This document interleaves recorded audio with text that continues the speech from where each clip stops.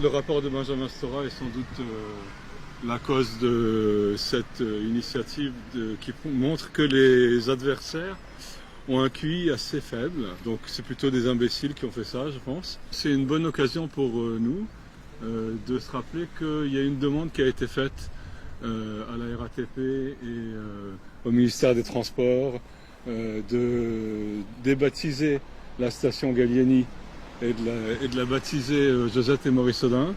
Je pense que quand on lit le rapport de Benjamin Stora, on est obligé de constater que non, Gallieni, c'est pas quelqu'un à qui on veut rendre un hommage, et c'est plutôt des gens qui se sont battus effectivement pour le droit des peuples à disposer d'eux-mêmes, contre la colonisation. Par exemple, mes parents, Josette et Maurice Audin, plutôt que Gallieni, qui est quand même un des bouchers de la colonisation. La demande a été faite déjà il y a un petit moment. Elle est toujours à l'étude. On n'a pas de nouvelles. Je pense que les gens qui étudient ça ont eu tout le temps, grâce au Covid, de travailler là-dessus et qu'on pourrait aboutir maintenant à une station Josette et Maurice Audin à la place de la station Gallieni.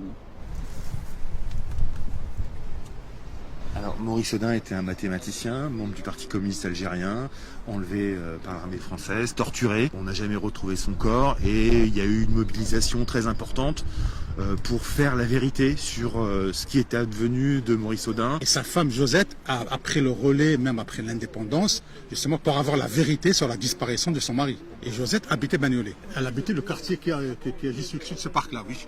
Quartier de la Suisse. Et Macron lui a rendu visite justement avant sa mort dans son appartement à Bagnolet pour présenter à l'époque les excuses de la France et reconnaître ce qu'a fait l'armée française à l'époque. À Bagnolet, nous avons un lien particulier avec l'histoire de l'Algérie puisque la municipalité de l'époque, conduite par Jacqueline Chenavel, s'était beaucoup mobilisée pour la paix en Algérie, pour l'indépendance du peuple algérien. Bagnolet, c'est surtout ce fameux couscous qui a été fait par la mairie de Bagnolet en juillet 62, juste quelques jours après l'indépendance, où ils ont rassemblé 800 personnes pour faire le couscous de l'indépendance. Et c'est les femmes algériennes qui ont fait ce couscous. C'est ça, Bagnolet, qu'on connaît et qui est dans nos mémoires aujourd'hui. À quoi est utile cette mémoire et cette histoire? Elle doit servir à rapprocher les deux peuples, le peuple français et le peuple algérien déjà, qu'on apaise les choses et qu'on revienne, qu'on laisse les historiens travailler d'abord. C'est aux historiens de travailler, les historiens en Algérie, les historiens en France, et qu'on revienne à des rapports normaux sur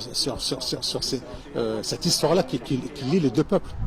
Voilà, c'est pour ça qu'il est important de le faire. Il faut aller au fond des choses, dire les choses, dire la vérité, voilà.